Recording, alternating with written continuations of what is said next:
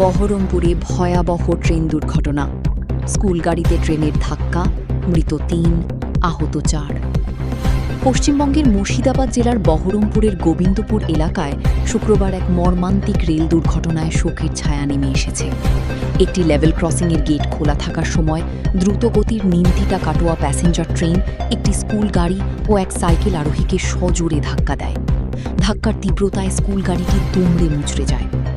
প্রাথমিকভাবে পাওয়া তথ্য অনুযায়ী এই দুর্ঘটনায় ৩ জনের মৃত্যু হয়েছে। মৃতদের মধ্যে রয়েছেন ২ জন স্কুল পড়ুয়া এবং একজন সাইকেল আরোহী। এছাড়াও ৪ জন গুরুতর আহত হয়েছেন। আহতদের দ্রুত উদ্ধার করে মুর্শিদাবাদ মেডিকেল কলেজ ও হাসপাতালে ভর্তি করা হয়েছে। সেখানে তাদের চিকিৎসা চলছে। ঘটনার পর এলাকায় ব্যাপক চাঞ্চল্য ছড়িয়ে পড়ে। স্থানীয় বাসিন্দারা উদ্ধার কাজে হাত লাগান। দুর্ঘটনার খবর পেয়ে রেল ও প্রশাসনের উচ্চপদস্থ আধিকারিকরা ঘটনাস্থলে পৌঁছান। প্রাথমিক তদন্তেই লেভেল ক্রসিংয়ের গেট খোলা থাকাই দুর্ঘটনার অন্যতম কারণ বলে মনে করা হচ্ছে।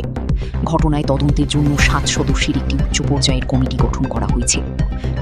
রাজ্যের মন্ত্রী গৌরীশঙ্কর ঘোষ জানিয়েছেন, গেটম্যানের গাফিলতির কারণেই এই দুর্ঘটনা ঘটে থাকতে পারে।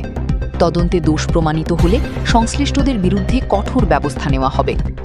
এই মর্মান্তিক দুর্ঘটনায় শোকের ছায়া নেমে এসেছে গোটা এলাকায়।